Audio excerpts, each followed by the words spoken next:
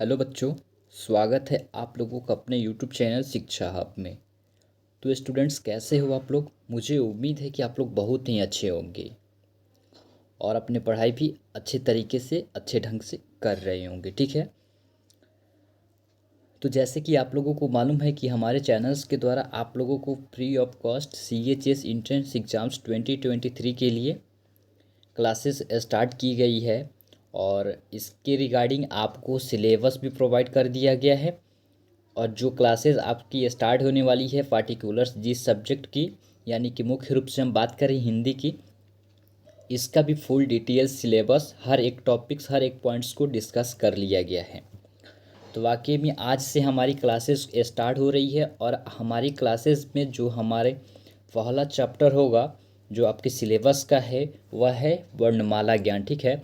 हिंदी में वर्णमाला ज्ञान है, यह थोड़ा सा लंबा चैप्टर है, तो इसलिए आप लोग ध्यानपूर्वक इस वीडियो को देखेंगे। ठीक है। मैं आपको बता दूं कि यह हिंदी जो है ना, परीक्षा विशेष यह जो सेशन है आपको हम चला रहे हैं क्लास 9th वालों के लिए। आज आप इस वर्णमाला ज्ञान के लेक्चर्स को देखें और इसको देखने के बाद आप जहाँ से भी हो सके ना वहाँ से क्वेश्चंस लगाने का कोशिश करें। अगर एक भी क्वेश्चंस आपसे छूट जाते हैं, आपसे नहीं बन पाते हैं, उसके बाद हमसे फिर पूछिएगा, क्योंकि मैं हर एक पॉइंट्स को, हर एक टॉपिक्स को इसमें डिस्कस करने वाला हूँ। ठीक है। तो चलिए आज की हम लोग अपने ताबड़तोड़ सेशंस को स्टार्ट करते हैं। तो चलिए देखिए, सबसे पहले हम वर्णमाला ज्ञान पढ़ेंगे तो इसमें देखेंगे कि वर्णमाला किसे कहते हैं। ठीक है। तो देखिए, वर्णों के उस मूल ध्वनि को, वर्ण उस मूल ध्वनि को कहा जाता है। ठीक है। जिसके टुकड़े ना किए जा सके। ठीक, क्या? जिसके टुकड़े ना किए जा सके, वर्ण उस मूल ध्वनि को कहते हैं जिसके टुकड़े ना किए जा सकते हैं, यानी कि जिसके खंड ना किए जा सकते हैं। ठीक, ना ही उसको तोड़ा जा सकता है, ना ही वह खंडित हो सकता है। ठीक है। उसी को हम लोग वर्ण कहते हैं। और एक बात देखिए, वर्ण भाषा की सबसे छोटी इकाई होती है, इसके और टुकड़े नहीं किए जा सकते हैं। ठीक है। आपकी एग्जाम्स में पूछे जा सकते हैं यहाँ से क्वेश्चंस कि सब भाषा की सबसे छोटी इकाई को क्या कहते हैं, और उसमें 4 ऑप्शन दिए जाएंगे जिसमें से आपको सही आंसर को चुनना पड़ता है। तो आप याद रखेंगे इस पॉइंट्स को कि वर्ण जो है भाषा की सबसे छोटी इकाई होती है, ना ही इसको टुकड़े किए जा सकते, ना ही इसे खंड किए जा सकते हैं। ठीक है। आप समझ गए होंगे। तो चलिए नेक्स्ट टॉपिक पे चलते हैं। और एक बात, आप इसका नोट्स बनाते चलेंगे ताकि आपको रिवीजन करते टाइम या लर्न करने में दिक्कत या प्रॉब्लम की सामना ना करना पड़े। ठीक है। आइए नेक्स्ट टॉपिक को देखते हैं। उसके बाद देखते हैं वर्णमाला की परिभाषा। ठीक है। वर्णमाला की परिभाषा को देखते हैं। किसी भी भाषा में किसी भी भाषा में वर्णों के व्यवस्थित समूह को वर्णमाला कहते हैं। किसी भी भाषा में वर्णों के व्यवस्थित समूह को वर्णमाला कहते हैं। और देखिए, दूसरे शब्दों में बोले तो किसी एक भाषा या अनेक भाषाओं को लिखने के लिए प्रयुक्त मानक प्रतीकों के लिए क्रमबद्ध समूह को वर्णमाला कहते हैं। तो देखिए, यहाँ से आपको डिफिनेशन याद नहीं रखना है। आप देखिए, हम पहले बता दें कि वर्ण क्या होते हैं। ठीक है।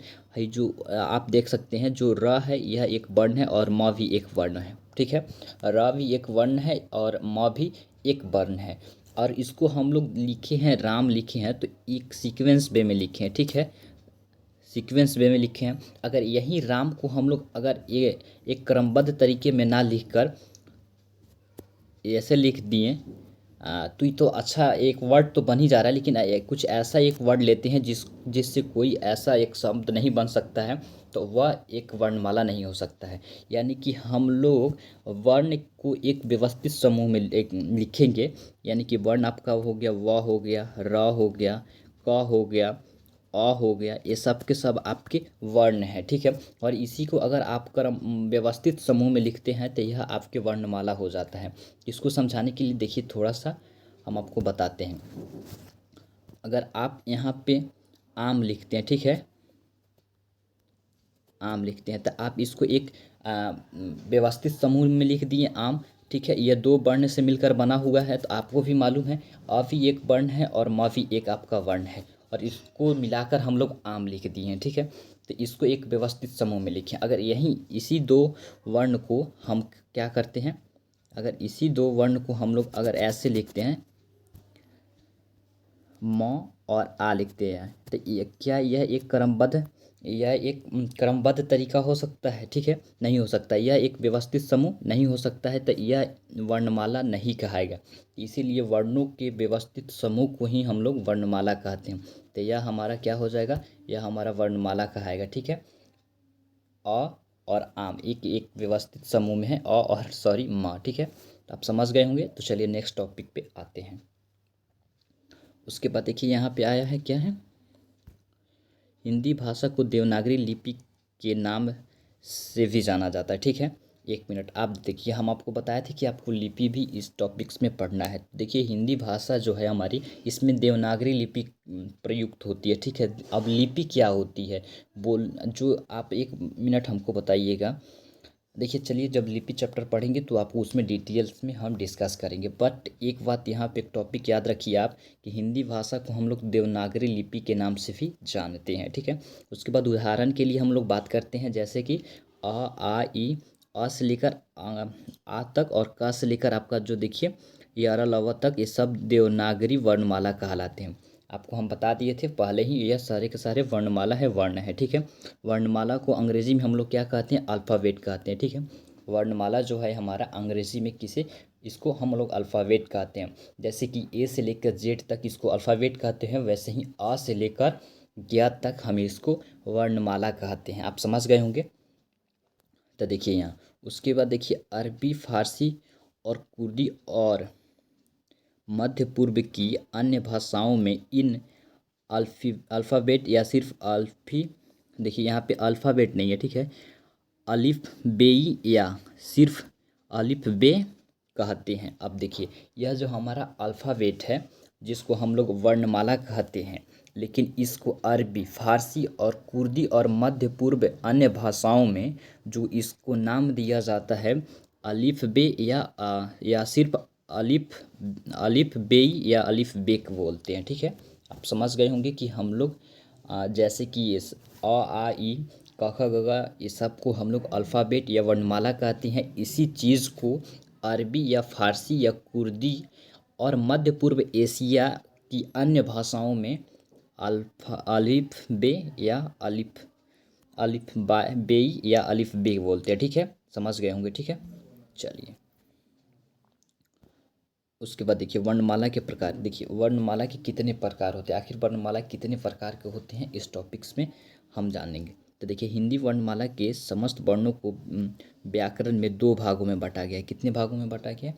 तो दो भागों में बांटा गया है। तो वो कौन कौन से हैं? तो देखिए यहाँ पे पहला जो है आपका स्वर है, उसके बाद व्यंजन है। ठीक है, क्या है? स्वर और व्यंजन। ठीक है, और देखिए आपको मैं बता दूं कि मुख्य रूप से जो आपका ये वर्णमाला ज्ञान चलने वाला है, यही स्वर और व्यंजन पे ही चलने वाला है।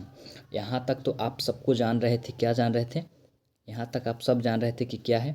ये सब के सब आपका वर्णमाला है। ठीक है, यह सब के सब आपका वर्णमाला है, लेकिन यहाँ पे इसको हम लोग कैटेगराइज कर लेंगे।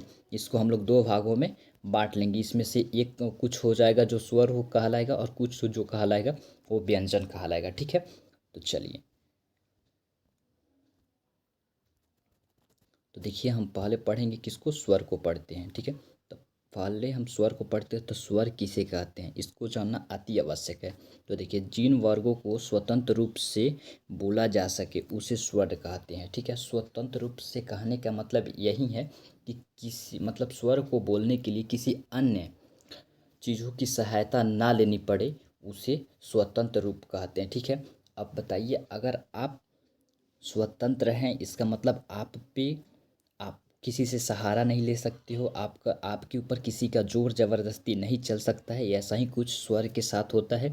यह स्वतंत्र है, यह खुद खुद से अपना ही उच्चारण होता है, अपने ही उच्चारण होता है। इसलिए जिन वर्णों को स्वतंत्र रूप से बोला जा सके, ठीक है, इसमें किसी अन्य वर्ण की सहायता ना लेनी पड़े, इसी को हम लोग स्वर कहते हैं। आप आसानी से समझ गए होंगे। ठीक है, तो देखिए जिन वर्णों को उच्चारण करते समय सांस, कंठ, तालु आदि स्थानों से बिना रुके हुए निकलती है, उसे ही हम लोग स्वर कहते हैं। ठीक है, दूसरी भाषा में।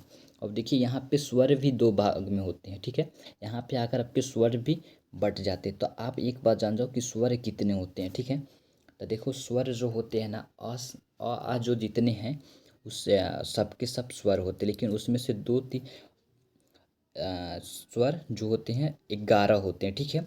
और जो आपके पूरे होते हैं वो 13 होते हैं, लेकिन जो ये वाला है और ये वाला आपका इसमें ऐड नहीं किए जाते हैं, ठीक है। इसमें आपको स्वर में ऐड इसको नहीं किए जाते हैं। तो आप समझ गए होंगे कि स्वर कितने होते हैं। तो देखिए स्वर को भी दो भागों में बांट दिया गया है। एक को बांटा गया है मूल स्वर में, एक को बांटा गया है संयुक्त स्वर में। आपके स्वर भी यहाँ पे दो भाग में आकर बट चुके होंगे। और देखिए आपको इसको आसानी से नोट्स बनाना होगा, अच्छे से तैयार करना होगा, क्योंकि इस पे हम MCQ भी करेंगे और आपको यहाँ पे नोट्स भी प्रोवाइड कराया जाएगा। और जो PDF है प्रैक्टिस सेट के लिए वो भी मिलेगा, तो आप आसानी से वहाँ से इसको कवर कर ले जाएंगे, ठीक है।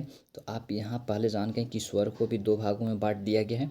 तो देखिए एक मूल स्वर है और एक संयुक्त स्वर है। मूल्य मतलब आप समझ रहे होंगे और संयुक्त मतलब भी समझ रहे होंगे। संयुक्त मतलब होता है दो चीज़ों को जोड़ना, जोड़कर बनाया जाए, उसी को संयुक्त कहते हैं। अब अगर आप क्लास 9th में हैं तो आप समझ गए होंगे, सब समझते हैं, ठीक है। तो देखिए अमूल्य मतलब होता है सिर्फ वही, उसमें किसी और चीज़ को नहीं जोड़ा गया है, ठीक है। तो देखो हम आपको बताते हैं अ आ ई हर्षव ई उ हर्षव ए और ओ, ये सब के सब आपके मूल्य स्वर हैं। आपकी एग्जाम्स में क्वेश्चंस यहाँ से बन सकते हैं कि इसमें से चुनिए कि कौन कौन से मूल्य स्वर हैं। उसके बाद ये भी बन सकता है कि आपके मूल्य स्वरों की संख्या कितनी है। तो आप आसानी से कर ले जाएंगे अगर इतना डिटेल में आप पढ़े होंगे, आप जानते होंगे, तो आसानी से इसको कर ले जाएंगे कि आखिर कितने होते हैं मूल स्वर और मूल्य स्वर में कौन कौन से स्वर आते हैं, ठीक है। उसके बाद आता है आपका संयुक्त स्वर, ठीक है। संयुक्त स्वर भी हो देखिए ऐसे बनते हैं, ए अ प्लस ए जोड़कर ए बनते हैं और अ प्लस ओ जोड़कर अ बनते हैं, ठीक है। तो संयुक्त स्वर भी आपके कितने होते हैं आप जान गए, कौन कौन से होते हैं ये भी आप जान गए। तो चलिए नेक्स्ट पॉइंट पे आते हैं और देखते हैं। देखिए यहाँ पे आपका देख लीजिए पहले, यहाँ पे ये सब के सब क्या थे, आपके वर्णमाला थे, यानी कि अल्फ़ाबेट था, ठीक है। अ से लेकर ज्ञ तक। उसके बाद यहाँ से कैटेगराइज करके स्वर और व्यंजन में तोड़ा गया। और स्वर और व्यंजन के बाद यहाँ से आपको मूल स्वर और संयुक्त स्वर में तोड़ा गया, ठीक है। और मूल स्वर और संयुक्त स्वर में तोड़ने के बाद यहाँ पे मूल स्वर के भी तीन भेद होते हैं। मूल स्वर को भी हम लोग तीन भागों में बांटेंगे। और मूल स्वर में कितने कितने आएंगे, तो एक आएंगे ह्रस्व स्वर, उसके बाद दीर्घ स्वर, उसके बाद प्लुप्त स्वर आते हैं। ह्रस्व मतलब आप इसके नाम से ही पहचान पा रहे होंगे कि ह्रस्व मतलब क्या होता है। ह्रस्व मतलब होता है बहुत छोटा होता है, सबसे छोटी इकाई, ठीक है। उसके बाद दीर्घ मतलब आप आसानी से समझ रहे होंगे, दीर्घ मतलब होता है उससे बड़ा, दीर्घ मतलब उससे बड़ा। और प्लुप्त मतलब होता है मतलब जिसको बोलने में बहुत लंबा टाइम लगे, बहुत लंबा समय लगे, उसको प्लुप्त कहते हैं, ठीक है। तो चलिए इसको अच्छे तरीके से इसके डिफिनेशंस को इसकी एग्जांपल्स के थ्रू इसको हम लोग समझ जाएं कि आखिर ह्रस्व स्वर और दीर्घ स्वर और प्लुप्त स्वर कितने होते हैं, कौन कौन से होते हैं और आखिर ये क्या होते हैं, और यहाँ से आपके क्वेश्चंस कैसे बन सकते हैं, ठीक है।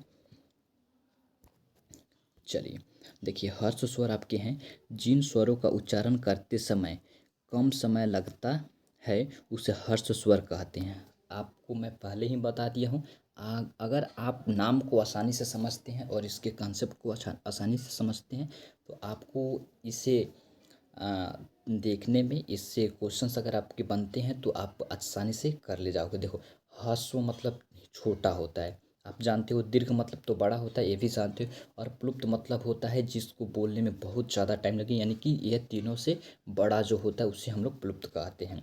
उसके बाद देखिए ह्रस्व स्वर की जो संख्या होती है यह 4 होती है। कितने होते हैं, अगर आपसे एग्जाम्स में पूछ लिए जाएँ कि ह्रस्व स्वर कितने होते हैं तो आप आसानी से आंसर करोगे कि 4 होते हैं। उसके बाद कौन कौन से होते हैं, तो ये भी देख लो यहाँ पे कि ह्रस्व स्वर आ उ और री, ये सारे के सारे ह्रस्व स्वर होते हैं। इसको बोलने में बहुत बहुत बहुत कम टाइम लगता है। आप बोलकर भी देख सकते हो, एक बार बोलकर चेक करने का कोशिश करो, देखने का कोशिश करो, आप आसानी से बोल सकोगे, ठीक है।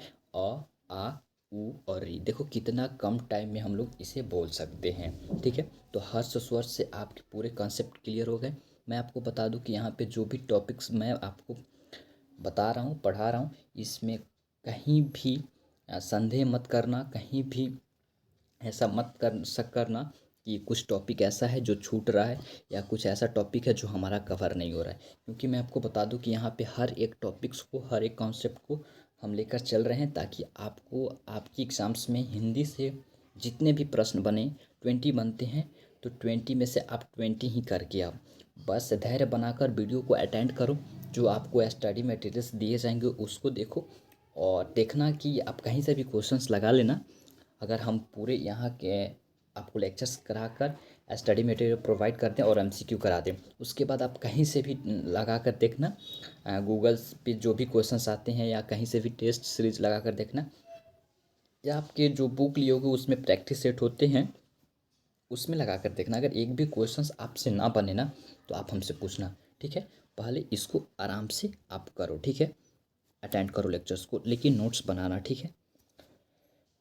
उसके बाद देखो यहाँ पे दीर्घ स्वर है। दीर्घ स्वर आपको भी मालूम है कि दीर्घ स्वर मतलब, दीर्घ मतलब बड़ा होता है, यानी कि बड़ा स्वर। इसको बोलने में कुछ ज़्यादा टाइम लगेगा हर्ष स्वर के, ठीक है, हर्ष स्वर से ज़्यादा लगेगा, ठीक है।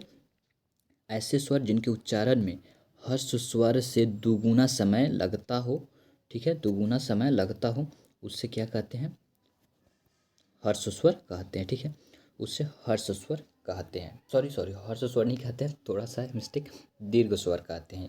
क्या, ऐसे स्वर जिनके उच्चारण में हर्ष स्वर से दुगुना समय लगता है, उसे दीर्घ स्वर कहते हैं। अब देखो दीर्घ स्वर तो आप समझ गए कि हर्ष स्वर से दुगुना टाइम लगता है, तो आखिर एक इसकी संख्या कितनी होती है, तो आपकी हर्ष दीर्घ स्वर की संख्या 7 होती है। कितनी होती है, 7 होती है। और उसके बाद एक बात जान जाओ, यह कौन कौन से होते हैं, तो देखो आ, हर्षई, दीर्घ, ए, ऐ, ओ, औ, ये सारे के सारे जो हैं आपके क्या हैं, दीर्घ स्वर हैं। आप इसको आसानी से अपने नोटबुक में नोट करोगे, ताकि आपको रिवीजन करते टाइम प्रॉब्लम ना हो, ठीक है। आगे आपकी मर्ज़ी, देख लेना, ठीक है, लेकिन नोट्स बनाना अति आवश्यक है, क्योंकि मैं इसमें हर एक पॉइंट्स को कवर कर रहा हूँ, ठीक है। तो यहाँ से दीर्घ स्वर से भी आपके पूरे कॉन्सेप्ट क्लियर हो चुके हैं। तो चलिए नेक्स्ट टॉपिक पे आते हैं। नेक्स्ट हमारा है प्लुप्त स्वर। चलिए आइए प्लुप्त स्वर पे देखिए। यहाँ पे प्लुप्त स्वर आपके 3 नंबर पे। 1 मिनट, अगर आपसे पूछे जाए कि मूल स्वर कितने होते हैं, तो आप बताओगे 3 होते हैं, ठीक है। कौन कौन से, तो हर्ष स्वर, दीर्घ स्वर और प्लुप्त स्वर। उसके बाद अगर आपसे पूछे जाएंगे कि हर्ष स्वर कितने होते हैं, तो 4 होते हैं। कौन कौन से होते हैं, अ, आ, उ और री होते हैं।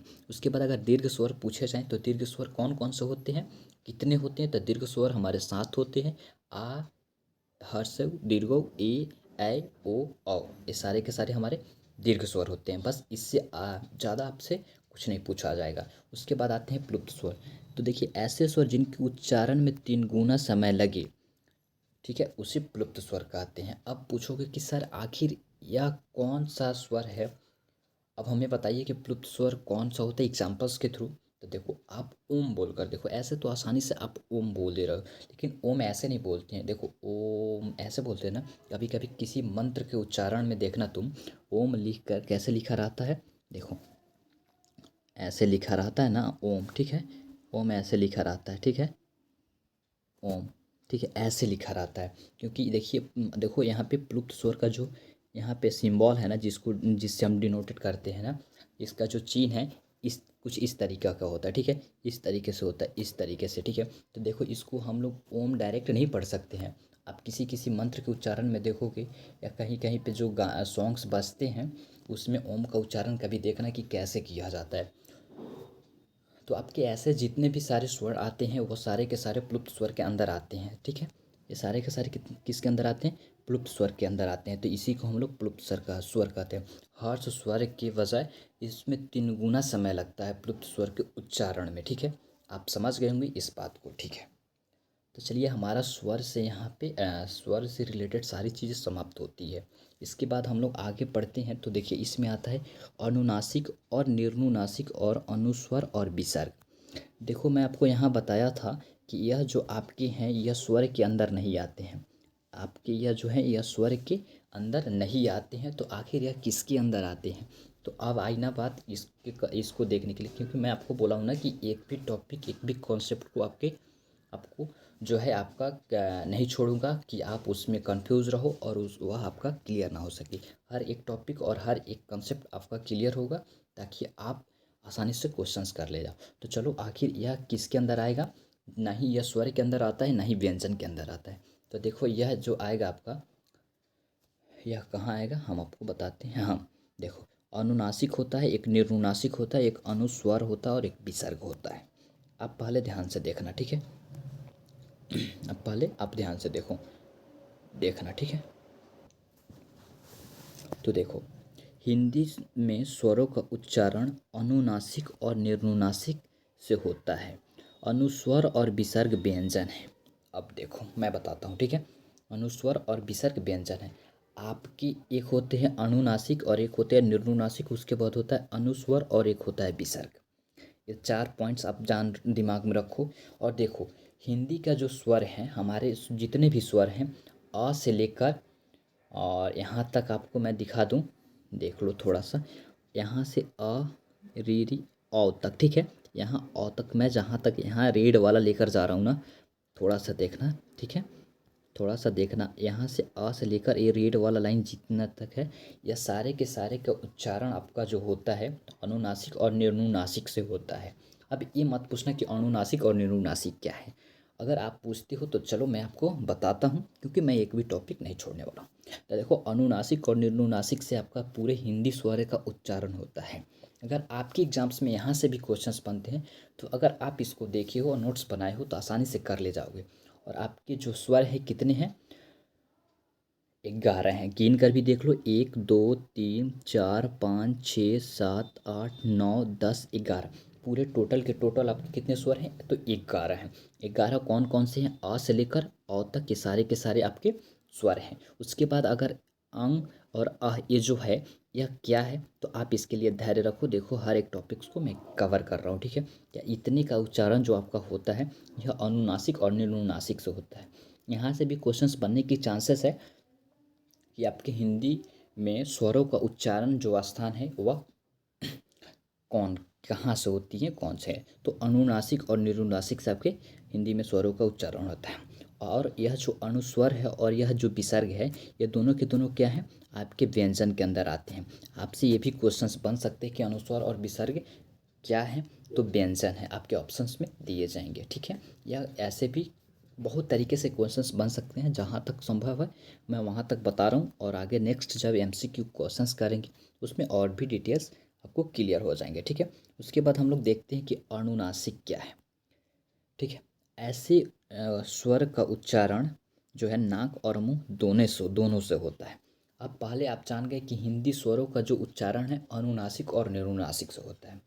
उसके बाद जब अनुनासिक और निरुनासिक क्या है और इसका उच्चारण कहाँ से होता है, ये भी देख लो। देखो, मैं कितने डिस्क्रिप्टिव वे में आपको पढ़ा रहा हूँ, ठीक है? पूरे अंदर से मतलब जा करके, ठीक है? हर एक टॉपिक्स, हर एक पॉइंट्स को मैं आपको क्लियर कर रहा हूँ। तो देखो, यहाँ पे अनुनासिक जो है, ऐसे स्वर का उच्चारण जो है, अनुनासिक जो स्वर हैं और निरुनासिक जो स्वर हैं, तो निरुनासिक नहीं, अनुनासिक।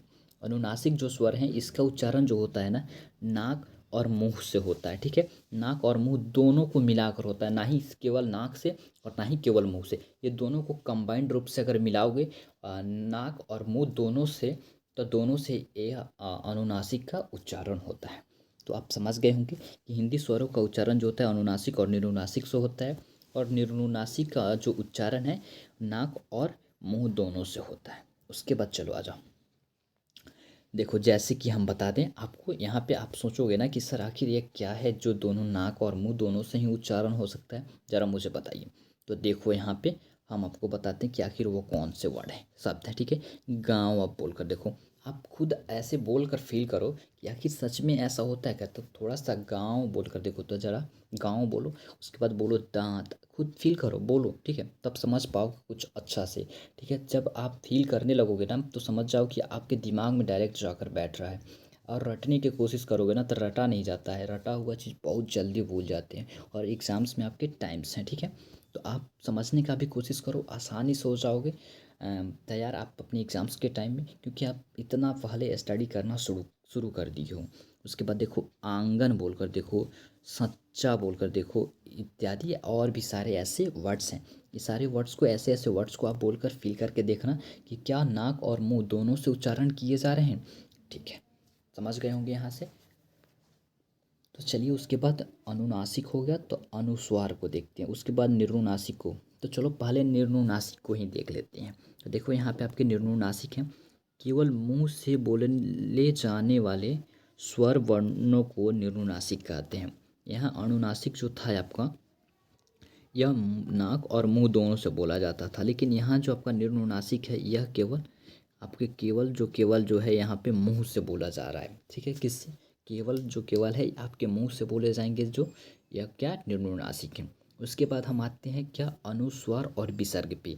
अनुस्वार और विसर्ग पे आते हैं, तो देखो अनुस्वार जो है आपका और विसर्ग, ये दोनों के दोनों व्यंजन है। और निर्नुनासिक और अनुनासिक जो है ये आपके स्वर हैं, क्योंकि इसके स्वर से उच्चारण होते हैं। ठीक है, ठीक है।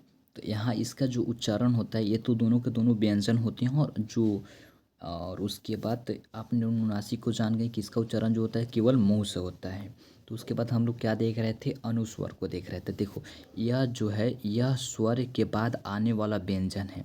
आपका जो स्वर है उसके बाद आने वाला व्यंजन है, जिसकी ध्वनि नाक से निकलती है। अनुस्वार जो है और विसर्ग। अनुस्वार आप समझ रहे होंगे, जो इसका आप किसी भी जो आपके स्वर हैं उसके ऊपर ऐसे दिए जाते हैं, ये सारे के सारे जो छोटी सी एक बिंदु दी जाती है ना, ये जो है आपके वो अनुस्वार होते हैं। और वह जो आते हैं ना आपके स्वर के बाद आता है, और यह एक व्यंजन है।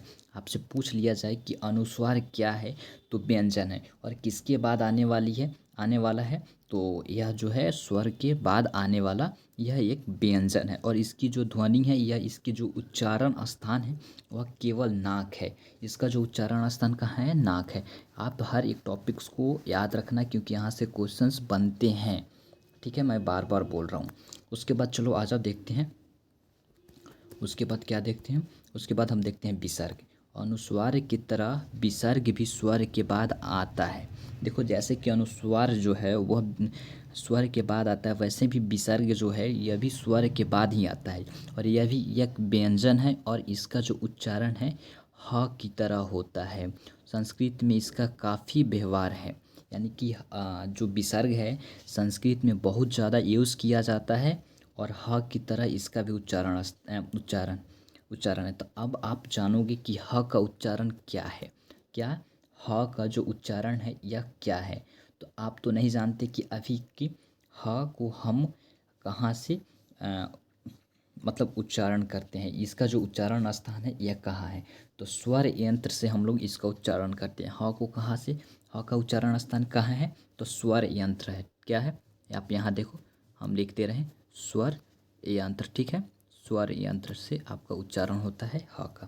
ठीक है, थोड़ा सा एडजस्ट कर लो, स्वर यंत्र से। ठीक है, आप यहाँ पे क्लियर हो गए होंगे कि आखिर तो जब ह का उच्चारण स्थान स्वर यंत्र होता है, तो ह का भांति ही विसर्ग का भी उच्चारण स्थान होता है। तो विसर्ग का भी उच्चारण स्थान आपका यही हो सकता है। क्या हो सकता है, आपका स्वर यंत्र। ठीक है, या स्वर यंत्र आपका भी यहाँ पे हो सकता नहीं, सॉरी, होगा ही होगा। इसका यही 100% सही है। ठीक है, तो आप यहाँ से भी आप समझ गए होंगे सारे टॉपिक्स को। तो चलिए नेक्स्ट आते हैं। नेक्स्ट में कुछ टॉपिक्स हैं, आप देखो। ठीक है, हिंदी में अब इसका अभाव होता जा रहा है, किंतु तत्सम शब्दों के प्रयोग में इसका आजकल भी उपयोग है। यह आपके लिए इम्पोर्टेंट टॉपिक नहीं है, बस समझाने की व्यू से लेकर आया हूँ, आप समझ जाओ, यही बहुत अच्छा है। ठीक है, देखो कुछ नोट्स है, नोट पॉइंट है कि अनुस्वार और विसर्ग ना तो स्वर है और ना ही व्यंजन है, किंतु यह स्वर के सहारे चलते हैं। जान जाओ, थोड़ी सी जान जाओ, क्या हो जाएगा, मतलब क्या हो जाएगा अगर जान जाओगे तो थोड़ी सी कंसेप्ट हो जाएगी ना आपको। तो इसको जान जाओ, आपके एग्जाम्स में इतना डीपली नहीं पूछे जाएंगे। ठीक है, इतना डीपली नहीं पूछे जाएंगे, बट जान जाओ, क्या हो जाएगा, जान जाओगे तो और अच्छी बातें हैं। ठीक है, तो स्वर और व्यंजन दोनों में इसका प्रयोग होता है। जो अनुस्वार और विसर्ग है, स्वर और व्यंजन दोनों में प्रयोग होते हैं, ना ही ये स्वर है और ना ही व्यंजन। थोड़ा सा हाई लेवल का अगर आप बोलोगे तो इसको मैं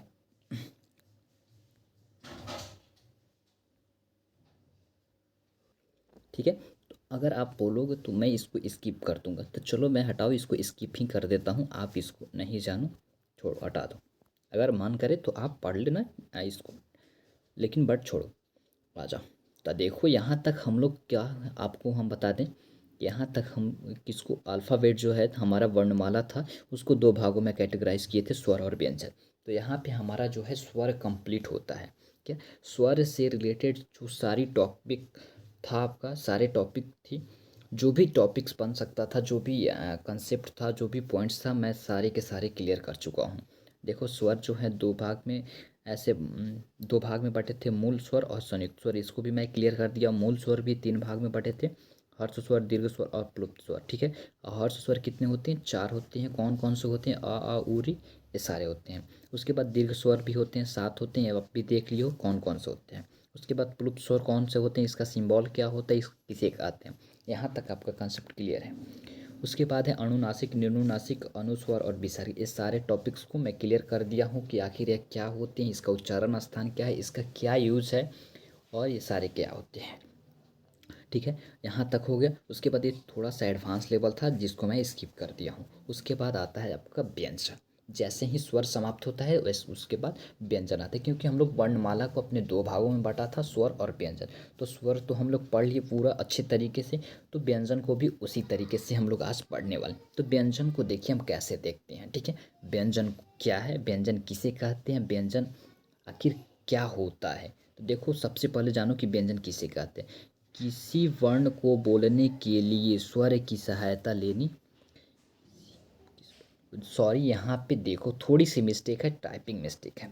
यहाँ पे होगा जिस वर्ण को, ठीक है, चलो, जिस वर्ण को बोलने के लिए स्वर की सहायता लेनी पड़ती है उसे व्यंजन कहते हैं। देखो जो हमारा स्वर था वह स्वतंत्र था, उसको बोलने के लिए किसी भी वर्ण की सहायता नहीं लेनी पड़ती थी, लेकिन यहाँ पे व्यंजन को बोलने के लिए स्वर की सहायता लेना ही लेना पड़ेगा, क्योंकि बिना स्वर का व्यंजन अधूरा हो जाएगा। अब आप सोचोगे कि आखिर सर व्यंजन जो है कौन कौन से क्या हैं, और जो हमारे व्यंजन है उसमें स्वर कैसे ऐड है, कंक्लूड है, यानी कि कैसे उसमें हम मान सकते हैं कि स्वर और व्यंजन दोनों मुख्य रूप से है, तभी हम लोग व्यंजन का उच्चारण कर पाएंगे या बोल पाएंगे। तो आप देखो हम बताते हैं दूसरे तरीके से। देखो तो देखो, जिस वर्ण का उच्चारण करते समय सांस जो है कंठ, तालु आदि स्थानों से रुक कर निकलती है, यानी कि उच्चारण होती है, उसे ही व्यंजन कहते हैं। वहाँ पे जो स्वर था वहाँ पे कोई बाधा नहीं था, वहाँ पे नहीं रुकना, नहीं डायरेक्ट निकलता था। ठीक है, लेकिन यहाँ पे रुक कर निकल रहा है। ठीक है, तो इसीलिए हम आप उसको स्वतंत्र बोलते हैं और इसको स्वतंत्र नहीं बोलते हैं। तो आप समझ गए होंगे दोनों को अच्छे तरीके से। जब आप दोनों देखोगे ना तो अच्छे तरीके से आप समझ सकते हो। उसके बाद देखो, हर व्यंजन के उच्चारण में आ स्वर लगा होता है। हर आ नहीं होगा यहाँ पे, हम आपको बता दें यहाँ पे आपका जो होने वाला है ना, अ होने वाला है। ठीक है, अ होने वाला है, एक मिनट। ठीक है, थोड़ा सा ध्यान रखना, आपको दिक्कत हो रही होगी। देखो यहाँ पे जो होंगे ना आपके अ होंगे, आ नहीं होगा। ठीक है, क्या होंगे, आ स्वर लगा होता है। आ की बिना व्यंजन का उच्चारण नहीं हो सकता है। वर्णमाला में कुल 45 व्यंजन होते हैं। देखो जहाँ हमारा स्वर था उसको किसी भी वर्ण की सहायता लेने की आवश्यकता नहीं थी, वह खुद स्वतंत्र था और उसको उच्चारण के लिए कोई भी वर्ण की सहायता लेना नहीं पड़ता था। वैसा ही हमारा जैसे कि व्यंजन है, तो जैसे ही व्यंजन आया तो इसको स्वर की सहायता लेना अति आवश्यक है। यह बिना स्वर के अधूरा है, क्योंकि स्वर ही इसको आकर पूरा करता है तो इसका उच्चारण हो पाता है। और स्वर में भी कौन सा, तो सिर्फ आ, अ जो है हमारा अस्वर है वह हर एक व्यंजन में लगा होता है, और व्यंजनों की कुल संख्या जो है वो 45 है। ठीक है, तो चलो आ जाओ, अब देख ली कि व्यंजन क्या है, कितने होते हैं, उसका क्या जो रूल है। ठीक है, सारे देख लें। उसके बाद हम देखेंगे कि व्यंजन कितने प्रकार के होते हैं, व्यंजन कौन कौन से हैं।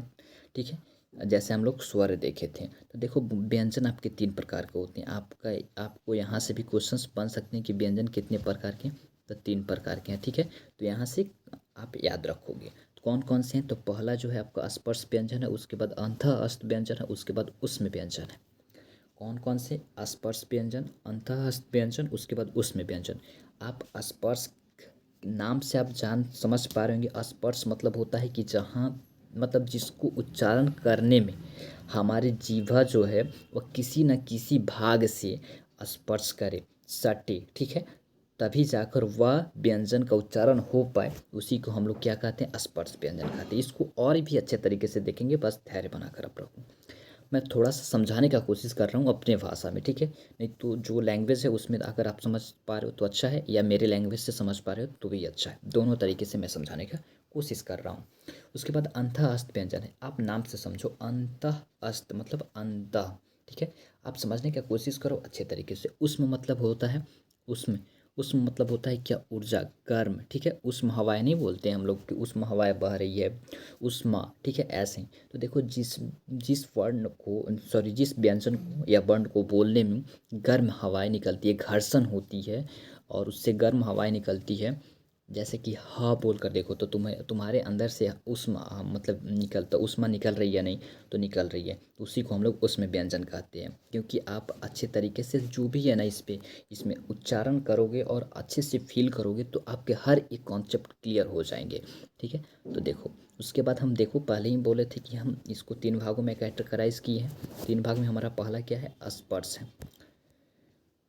तो देखो हम लोग पहले स्पर्श व्यंजन को देखते हैं। स्पर्श का अर्थ होता है छूना होता है, ठीक है। आपको स्पर्श का मतलब आप तो जानते ही होंगे क्योंकि आप बच्चे नहीं रहे। स्पर्श का मतलब होता है छूना। जिन व्यंजनों का उच्चारण करते समय जीभ मुंह को किसी भी भाग को, जैसे कंठ, तालु, मूर्धा, दांत अथवा ओठ का स्पर्श करती है, उसे स्पर्श व्यंजन कहते हैं। अब आप समझ गए होंगे कि हमारा जो जीभ है या हमारे जीभ है ये अंदर जीभ के आसपास में जितने भी भाग हैं, आप तालु समझ रहे होंगे कि आपके तालु क्या होते हैं। जीभ के ऊपरी भाग जो जीभ आपकी सटती है, त बोलकर देखो, त बोलते समय आपकी जीभा जहाँ सट रही है ना वहीं आपकी तालु है, ठीक है। उसके बाद दांत भी और मूर्धा। बस थोड़ा सा धैर्य रखो, इसको हर एक पार्ट्स को मैं क्लियर करूँगा। आखिर कंठ से कौन कौन से व्यंजन बोले जाते हैं, तालु से कौन कौन से व्यंजन बोले जाते हैं, मूर्धा से कौन कौन से व्यंजन बोले जाते हैं, ओठ से कौन कौन से व्यंजन बोले जाते हैं, इस सारी बातें मैं आपको इस वीडियो में बताऊंगा। इसलिए आप ध्यानपूर्वक से सारे टॉपिक्स को कवर करो, ठीक है। उसके बाद देखो इन्हें हम वर्गीय व्यंजन भी कहते हैं। स्पर्श व्यंजन का दूसरा नाम वर्गीय व्यंजन भी है। जैसे कि आपका घर का नाम कुछ और बाहर में कुछ और नाम है, वैसे ही इसका भी स्पर्श व्यंजन का नाम 2 प्रकार के हैं। स्पर्श व्यंजन भी है और वर्गीय व्यंजन भी है, क्योंकि यह उच्चारण स्थान की अलग अलग एकता के लिए हुए वर्ग में विभक्त है। इसको हम लोग वर्गीय व्यंजन इसलिए कहते हैं क्योंकि इसका जो उच्चारण स्थान की जो अलग अलग एकता के लिए हुए वर्ग में विभक्त है, इसी के कारण हम इसको वर्गीय व्यंजन भी कहते हैं। यहाँ से आपका स्पर्श व्यंजन भी क्लियर होता है। तो चलो नेक्स्ट पे आते हैं कि आखिर अब देखो यहाँ पे हम जानेंगे कि स्पर्श व्यंजन कितने प्रकार के होते हैं। पहले तो व्यंजन 3 प्रकार के होते हैं, उसके बाद हम लोग देखें कि स्पर्श व्यंजन क्या है और स्पर्श व्यंजन जो है वह कितने प्रकार के हैं उसको देखेंगे। तो देखो पहला जो स्पर्श व्यंजन है हमारा क वर्ग। अब आपको मैं बता दूं क वर्ग, च वर्ग, ट वर्ग और त वर्ग और प वर्ग यह क्या होते हैं, या क्या होते हैं। तो देखो क वर्ग कहने का मतलब कि क, ख, ग और घ अंगा, क से लेकर अंगा तक के इसको सारे के सारे हम लोग किसे क्या कहते हैं? क वर्ग कहते हैं। च छ ज च छ ज जो होते हैं यह सारे के सारे हमारे च वर्ग कहलाते हैं। ट ठ ड ढ में जितने भी न तक होते हैं यह सारे के सारे हमारे क्या कहलाते हैं? ट वर्ग कहलाते हैं। त थ और ध और न ये सारे के सारे हमारे त वर्ग कहलाते हैं। और प फ ब भ और म ये सारे के सारे हमारे प वर्ग कहलाते हैं। आप समझ गए कि स्पर्श व्यंजन आपके कितने होते हैं। आपके क्वेश्चंस यहाँ से बन सकते हैं। तो देखो आपकी जो स्पर्श व्यंजन है तो आप बताओ कि क ख ग घ कितने होते हैं? 5 होते हैं। च छ ज झ ये भी 5 होते हैं, यानी कि ट वर्ग, च वर्ग, क वर्ग, त वर्ग और प वर्ग सब में 5-5 होते हैं। और हमारे क, च, ट, त और प ये 5 हैं। तो 5 × 5 करोगे आपको कितने आएंगे? तो 25 आएंगे। 25 पाएंगे ना, यानी कि 25। तो आपको अगर पूछ लिया जाए आपसे कि स्पर्श व्यंजनों की संख्या कितनी होती है, तो आप बोलोगे 25, यानी कि 25 होते हैं। कितने होते हैं, ज़रा ध्यान से सुनना कि स्पर्श व्यंजनों की संख्या कितनी होती है, तो 25 होती है। कितनी, तो 25। यहाँ तक क्लियर।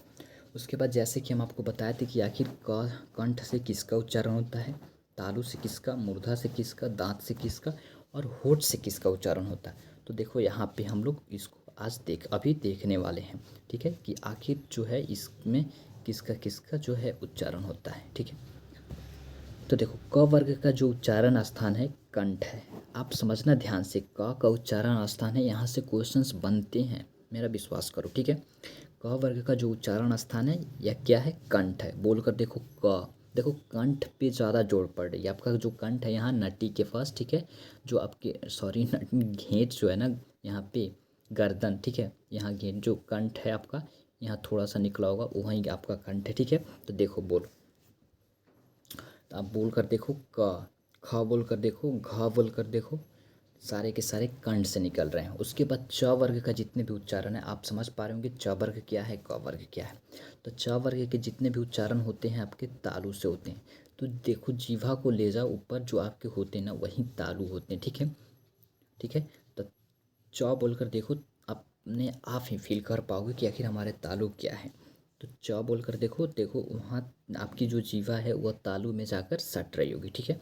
उसके बाद जो आपका ट वर्ग है, तो ट वर्ग में जो देखो ये जो ना मूर्धा से, तो देखो दांत के पास की जो चमड़ी है ना, जो दांत जिससे सटी हुई है उसी को हम लोग वहीं जो मांस है उसी को हम लोग मुर्दा बोलते हैं। तो आप त बोल कर देखो, देखो जीभ से थोड़ा सा पीछे का जो मांस है वहाँ पे आपकी जीभा जाकर सट रही है। त, थ, द, ध ऐसे बोलकर देखोगे तो आपकी जो जीवा है वह दांत की जो पिछली जो पीछे जो है आपका जो मांस है वहाँ पे जाकर सट रही होगी। वहीं आपका क्या है, मुर्दा है, और यहीं से आपकी जो ट वर्ग का उच्चारण होता है। सॉरी त हम पढ़ दिए हैं बट ऐसा नहीं, ट पढ़ कर देखो, सॉरी गलती हो गई है, ट पढ़ कर देखो। और देखो त वर्ग का जो है आपका यह होता है दांत। तो आप त बोल कर देखोगे तो डायरेक्टली बात है कि यहाँ जीवा जो है आपकी दांतों में सट रही है, तो आप आसानी से इसे कर ले जाओगे। उसके बाद प वर्ग का बात करोगे तो आप प बोल कर करो तो ओठ से ओठ सट रहा है, ठीक है, प, और थोड़ी सी जीभा भी जाकर सट रही है, दोनों ओठ और थोड़ी सी जीभा आपकी जाकर उसमें सट रही है। तो ये सारे के सारे प वर्ग का उच्चारण जो होता है हमारा होठों से होता है, ठीक है, होठों से होता है। उसके बाद हमारा था क्या था, अंत अस्त व्यंजन था, क्या था, अंत अस्त व्यंजन था। तो देखो अंत अस्त व्यंजन जो होते हैं यारा लव होते हैं, सारे के सारे जो यहाँ तक म तक तो यह समाप्त हो गया। अब म के बाद हमारा जस्ट ये स्टार्ट होता है य, र और ल और व। तो ये सारे के सारे यारा लव जो हैं हमारे अंत अस्त व्यंजन हैं, ठीक है। और चलो यहाँ तक क्लियर हुआ। उसके बाद आप सोचोगे कि सारे यारा लव हो गया, तलाबिसा मुदंसा दंसा यह सारे के सारे कहाँ गए। तो बस धैर्य बनाकर आप नेक्स्ट स्लाइड के लिए इंतज़ार करो। उसके बाद हमारे आते हैं उष्म व्यंजन। उष्म व्यंजन आपको बताए थे कि यहाँ पे 3 पार्ट में कैटेगराइज किया गया है। तो यहाँ पे अंत स्पर्श हो गया, अंतस्थ हो गया और उष्म व्यंजन हम देखने जा रहे हैं। तो देखो यहाँ पे उष्म व्यंजन जो है हमारे तलाबिस मुदंस दंस और ह, ये चारों के चारों हमारे उष्म व्यंजन हैं, ठीक है। आप समझ गए होंगे कि उष्म व्यंजन कौन कौन से। आप बोल कर फील करके देखो कि इसमें से उष्म हवाएं, गर्म हवाएं निकल रही है या नहीं निकल रही, ठीक है। उसके बाद है संयुक्त व्यंजन। संयुक्त मतलब आप जो जान रहे होंगे कि किसी भी दो चीज़ों को अगर हम मिला दें और अ को मिला दें तो हमारा यह आ बन जाता है। इसको आपको संधि में पढ़ना है, अभी मैं ऐसे बता दिया हूँ। अ और आ को आप मिलाओगे तो यह क्या बन जाएंगे, आपके आ बन जाएंगे। तो इसी को हम लोग संयुक्त कहते हैं। संयुक्त मतलब होता है कि दो चीज़ों को मिलाकर एक चीज़ें बना देना, ठीक है। अगर ई और प्लस ई करोगे तो यह बन जाएगा हर्षी, ठीक है, बड़ी ई बन जाएगा, छोटी ई प्लस छोटी ई बड़ी ई बन जाएगा, ठीक। ये सारे के सारे आपके जो कंसेप्ट है ना आपके संधि के हैं, ठीक है। बस आप ध्यान से पहले इसको देखो, मैं मुख्य रूप से यही समझाया हूँ कि दो चीज़ों को जो मिला देंगे और एक चीज़ जो बनेंगे तो उसको हम संयुक्त रूप से बोलेंगे, ठीक है। तो संयुक्त व्यंजन कौन कौन से होते हैं, छ, त्र, ज्ञ और स्र, ये सारे के 4 संयुक्त व्यंजन हैं। अब चलो आप थोड़ा सा पीछे से, आपसे पूछ लिया जाए कि अंतःस्थ व्यंजन कितने होते हैं, तो आप कितने बोलोगे? य र ल व होते हैं। तो य र ल व कितने हैं हमारे? य र ल व 4 हैं। तो हमारे संयुक्त व्यंजन भी कितने हैं? तो 4 हैं। उसके बाद आ जाओ यहाँ। उसके बाद देखो यहाँ पे उष्म व्यंजन कौन कौन से हैं? तो तलावेसा, मूर्धन्यसा, दंसा और हा। ये कितने हैं? तो हमारे 4 हैं।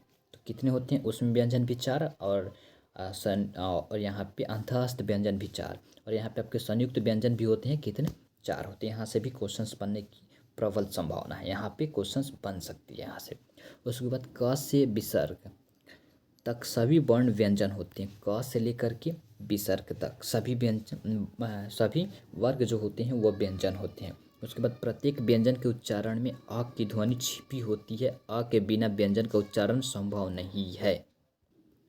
ठीक है। अब जैसे देखो, अगर क बोलते हो, आप बोल कर देखो क, देखो लास्ट में आ की मात्रा आ ही रही है। देखो क बोलो तो क, उसके बाद ख। तो देखो अगर इसको हम लोग मुख्य रूप से सिर्फ व्यंजन को लिखे, सिर्फ व्यंजन को, सॉरी व्यंजन नहीं, अगर इसमें से हम स्वर को निकाल लें तो आप देखते हो कहीं कहीं पे ऐसे लिखा होता है, यानी कि इसमें से आ की मात्रा को निकाल लिया गया है। क्या? यह जो आ है हमारा, इसको हम निकाल लिए हैं थोड़ी सी। अच्छा रुक जाओ, देखो यहाँ से हम लोग आ के मात्रा को निकाल लिए होते हैं, इसी कारण यहाँ पे हम लोग ऐसे लिखते हैं। ठीक है, इसको हम लोग लिखते हैं ऐसे, हलंत लगा देते हैं। जिस भी वर्ग में अगर हलंत लगा होगा उसमें से ये आप सोच समझ लेना कि उसमें से स्वर की जो मात्रा है वो निकाल दिया गया है। ठीक है, निकाल दी गई। ये स्वर में भी किसको? आ को निकाल दिया गया। ठीक है, तो आप समझ गए होंगे। तो बिना स्वर का व्यंजन का उच्चारण होना संभव नहीं है। यहाँ पे देखो ख को कैसे लिखा गया है, प को कैसे लिखा गया है। ठीक है, आप समझ पा रहे होंगे यहाँ से एग्जाम्पल्स के थ्रू। चलिए नेक्स्ट स्लाइड में देखते हैं। नेक्स्ट स्लाइड है हमारा, देखो कि व्यंजन वह ध्वनि है जिसके उच्चारण में भीतर से आती हुई वायु मुख से कहीं न कहीं किसी न किसी रूप से बाधित हो ही जाती है। स्वर वर्ण स्वतंत्र और व्यंजन वर्ण स्वर पर आश्रित है। हिंदी में व्यंजनों की संख्या 33 है। हिंदी में हमारे व्यंजनों की संख्या कितनी है? 33 है। और यहाँ पे हम क्या बताएं आपको? 45। ठीक है, बट आपको वर्णमाला 45 है। ठीक है, व्यंजन 45 आपके यहाँ नहीं है, बच्चे कंफ्यूज होंगे। आपके टोटल जो वर्णमाला हैं वो सबके सब 45 है। अब 33 देखो, यहाँ पे अगर 33 प्लस, 1 मिनट देख लो थोड़ा सा, आपको अगर नहीं समझ में आ गया होगा तो 33 और आप अगर 33 और प्लस 11 ऐड करोगे तो 44 हो जाएंगे। ठीक है, और एक कौन से हैं आप धैर्य बनाकर देखो, उसको भी हम क्लियर कर देंगे कि आखिर वह एक कौन है जो आपको इसमें आकर के टोटल 45 कर देते हैं। ठीक है, तो देख लो। चलो आ जाओ, पहले देखते हैं तो इसमें कितने हैं। आपको व्यंजनों की संख्या कितनी है? 33 है। आपसे प्रश्न में पूछा जाए कि व्यंजनों की संख्या कितनी होती है तो आप बताओगे कितने होते हैं? तो 33 होते हैं। और कुल वर्णमाला कितने होते हैं? तो 45 होते हैं। कुल स्वर कितने होते हैं? तो 11 होते हैं। देखो पूरा कंसेप्ट क्लियर कर रहा हूँ मैं। ठीक है, पूरा कंसेप्ट को मैं क्लियर कर रहा हूँ, पहले आप ध्यान से पढ़ो सिर्फ। ठीक है, हो गया। उसके बाद देखो हम लोग अंतःस्थ व्यंजन की थोड़ी सी डिफिनेशन को जान लेते हैं। अंतः का अर्थ होता है भीतर, आप भी जानते हो। उच्चारण के समय जो व्यंजन मुख से भीतर ही रह जाए उसे अंतःस्थ व्यंजन कहते हैं। अंतः मतलब मध्य या बीच, दोनों में से कोई हो सकता है। अस्त मतलब होता है स्थित, अंतः मतलब होता है मध्य या बीच, और अस्त मतलब होता है स्थित। देखो हर एक पॉइंट्स को, छोटी छोटी टॉपिक्स पॉइंट्स पूरे डीप में जाकर मैं आपको क्लियर कर रहा हूँ। एक बात मैं बता दूँ, अगर आप क्लास 9th में हो और इस टॉपिक्स को हम जिस तरीके से पढ़ा रहे हैं अगर क्लियर कर लेते हो तो यह सारी चीज़ें आपको आगे चलकर भी बहुत ज़्यादा ही काम आने वाली है। ठीक है, चलो उसके बाद देखो, इन व्यंजनों के उच्चारण स्वर और व्यंजन के माध्यम से होता है। उच्चारण के समय जीवा मुख के किसी भी भाग को स्पर्श नहीं करती है। आप खुद बोलकर देखो, अंतः जो है हा बोलकर देखो, जीभ कहीं भी जाकर आपकी नहीं सट रही है। ठीक है, ठीक है, आप समझ गए होंगे। हा हा बोलकर देखो आप, नहीं कहीं नहीं, सॉरी ह नहीं होता है ना, हा हमारा तो उसमें व्यंजन है। ठीक है, यहाँ पे हा हमारा उसमें व्यंजन है। या बोलो, र बोलो, ल बोलो, व बोलो। ठीक है, ठीक है, स्पर्श नहीं करती है। यह व्यंजन 4 होते हैं, या, र, ल, व। ठीक है, उसके बाद इनका उच्चारण जीवा, तालु, दांत और ओठ के परस्पर सटने से होता है, किंतु कहीं भी पूर्ण स्पर्श नहीं होता है, अतः यह चार अंतस्थ व्यंजन अर्ध स्वर कहलाते हैं। अगर आपसे एग्जाम्स में पूछ लिए जाएं कि अर्ध स्वर कौन कौन से हैं, या पूछ लिया जाए ऑप्शन में दे दिया जाए कि अर्ध स्वर कौन कौन से हैं, उसमें दे दिया जाए अंतस्थ व्यंजन, उसमें व्यंजन, और भी दो नाम दे दिया जाए, तो अगर आप इसको जानते होंगे ना तो आसानी से कर ले जाओगे इस भी क्वेश्चंस को। ठीक है, तो देखो मैं कितने अच्छे तरीके से, कितने डीप में जाकर आपको मैं बता रहा हूँ। ठीक है, तो चलो उसके बाद हम देख लेते थोड़ा सा उसमें व्यंजन को। उसमें का अर्थ होता है गर्म, जिन वर्णों के उच्चारण के समय हवा मुंह के विभिन्न भागों से टकराते और सांस में गर्मी पैदा कर देते, उन्हें उष्म व्यंजन कहते हैं। उष्म मतलब ही होता है हमारा गर्म होता है। उसके बाद देखो, इन व्यंजनों के उच्चारण के समय वायु मुख के रगड़ खाकर उष्म पैदा करती है, यानी कि उच्चारण के समय मुख से गर्म हवा निकलती है। उसमें व्यंजनों के उच्चारण एक प्रकार की रगड़ या घर्षण से उत्पन्न उष्म वायु से होती है। यह चार प्रकार के होते हैं। ये सारे टॉपिक्स मैं आपको पहले ही क्लियर कर दिया हूँ अपने लैंग्वेज में ऐसे, और जो यहाँ पे है आपको जो यहाँ पे लिखा हुआ भी मिल गया। ठीक है, उसके बाद चलो देखो, यहाँ जनो लिखा है लेकिन यहाँ पे होगा व्यंजन। व्यंजन का उच्चारण करते समय हवा मुख के अलग अलग भागों से टकराती है। उच्चारण के अंग के आधार पर व्यंजनों के वर्गीकरण इस प्रकार है। आपको वहाँ भी हम बता दिए थे, कंठ का उच्चारण गले, जो गला है उसको हम कंठ कहते हैं। इसमें क वर्ग का उच्चारण होता है। तालु मतलब होता है कठोर तालु से, यानी कि च वर्ग का उच्चारण, और च के साथ साथ आप यहाँ य और स भी, तलावे स भी याद रखेंगे। ठीक है, क्योंकि आप आसानी से देख सकते हैं। मूर्धा का होता है यहाँ पे ट वर्ग का, और यहाँ पे ट वर्ग के साथ साथ यहाँ पे इसको भी आप याद रखोगे, दंत स को भी। ठीक है, उसके बाद यहाँ पे दंत मतलब दांतों से, तो यहाँ पे पूरे के पूरे त वर्ग। उसके बाद वत्सल यानी कि दांत के मुख से, यहाँ पे दांत के मुख से जो होते हैं तलाबे स और ज र और ल। देखो मैं पूरे टॉपिक्स को क्लियर कर दिया हूँ। ठीक है, वत वल्सर्य। ठीक है, वल्सर्य से आपके दांत के मुख से, मूल से। ठीक है, तो इसमें कितनी कुछ दंत स, ज, र और ल होते हैं। ठीक है, आप यहाँ से देख लोगे। उसके बाद और हैं ओठ से आपके जो होते हैं प वर्ग के पूरे होते हैं। दंत ओष्ठ मतलब निचले ओठ और ऊपरी दांत से किसका किसका उच्चारण होता है, व और फ का उच्चारण होता है। दंत ओष्ठ, आपको अगर ऑप्शन में आए कि वह का उच्चारण स्थान क्या है, तो आप अगर उसमें दिया रहेगा दंतोष्ठ, तो आराम से आप दंतोष्ठ लगाओगे और निकल जाओगे, आप 1 नंबर पा जाओगे। दंतोष्ठ मतलब होता है निचले ओठ और ऊपरी दांत से होता है। ठीक है, उसके बाद स्वर यंत्र से आपका जो है ह का उच्चारण होता है, और इसी से हमारा विसर्ग का भी उच्चारण होता है। ठीक है, विसर्ग का उच्चारण होता है, आप देख लेना। ठीक है, उसके बाद श्वास या श्वास मतलब होता है प्राण वायु की मात्रा के आधार पर वर्गों का आधार पर वर्ग भेद। ठीक है, हमारा जो प्राण वायु है उसके आधार पे हम लोग वर्ग भेद कितने भागों में किए हैं इसको देखते हैं हम लोग। ठीक है, तो देखो यहाँ, ठीक है, देख लो। देखो, उच्चारण में वायु प्रक्षेपण की दृष्टि से व्यंजनों के 2 भाग हैं। ठीक है, व्यंजन के और भी 2 भाग हैं, एक है अल्प प्राण, उसके बाद है महाप्राण। अल्प प्राण किसे कहते हैं, जिनके उच्चारण में श्वास पूरब से अल्प मात्रा में निकले और जिनमें हकार जैसी ध्वनि नहीं होती है, उन्हें अल्प प्राण कहते हैं। इसको आप डीपली मत समझो, डिफिनेशन मत समझो, मैं एक इसका ट्रिक बता दूंगा, बस आप थोड़ी सी समझ लो, सुन लो, रटना नहीं। सरल शब्दों में जिन वर्णों के उच्चारण में वायु की मात्रा कम होती है, दूसरी भाषा में कहें तो जिसमें वायु की मात्रा, जिस वर्णों में वायु की मात्रा कम होती है, वे अल्प प्राण कहलाते हैं।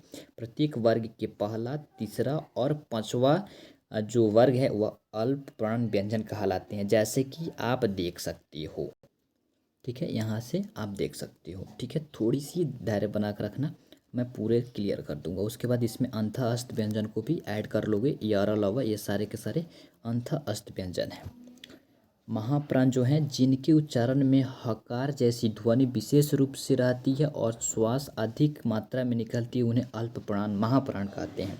सरल शब्दों में जिन वर्गों के उच्चारण में वायु की मात्रा अधिक होती है वे महाप्राण कहलाते हैं। प्रत्येक वर्ग का दूसरा और चौथा समस्त ऊष्म वर्ण महाप्राण कहलाता है। उसके बाद संयुक्त व्यंजन है, जो व्यंजन दो या दो से अधिक व्यंजनों के मेल से बने होते हैं उन्हें संयुक्त व्यंजन कहते हैं। इसको मैं पहले ही क्लियर कर चुका हूँ आपको। उसके बाद चलो आ जाओ देखते हैं। देखो ये 4 प्रकार के होते हैं हमारे जो उसमें संयुक्त व्यंजन होते हैं। क और इसको स को मिलाते हैं और प्लस अ को मिलाते हैं तो हमारा छ बनता है। उसके बाद त को मिलाते हैं त, र और अ को मिलाते हैं तो त्र बनता है। उसके बाद ज, य और अ को मिलाते हैं तो ज्ञ बनता है। उसके बाद तलावे स, र और अ को मिलाते हैं तो स्र बनता है। ठीक है। उसके बाद देखो मैं जो भी यहाँ पे बताया हूँ कि क वर्ग से किसका उच्चारण होता है, अल्प प्राण क्या है, महाप्राण क्या है, घोष अघोष क्या है, ये सारे के सारे इसको हम एक जो है हम आपको ऐसे बनाकर दे दिया हूँ। आप इसमें से आसानी से याद कर सकते हो कि कंठ वर्ग से किसका उच्चारण होता है, तालव्य व्यंजन से तालु से किसका उच्चारण होता है, वत्सल से किसका होता है, स्वर यंत्र से किसका होता है, इसमें सघोष क्या है, अघोष क्या है, उसके बाद अल्प प्राण क्या है, महाप्राण क्या है, सारे के सारे आप यहाँ से आसानी से याद कर लोगे। तो देखो बच्चों आपका यहाँ पे जो है वर्णमाला कंप्लीट होता है। वर्णमाला ज्ञान से आपके जो भी प्रश्न बनेंगे आप यहाँ से आसानी से कर ले जाओगे। अगर ये सारे के सारे टॉपिक्स को आप क्लियर करते हो, कवर करते हो तो ले जाओगे। ठीक है। तो आपको ये वीडियो कैसी लगी, आप इसमें कितना सीखे हो, आपको सच में बताना कि आखिर यह वीडियो कैसी लगी। तो आप बताने के लिए मुझे एक छोटा सा प्यारा सा कमेंट कर सकते हो।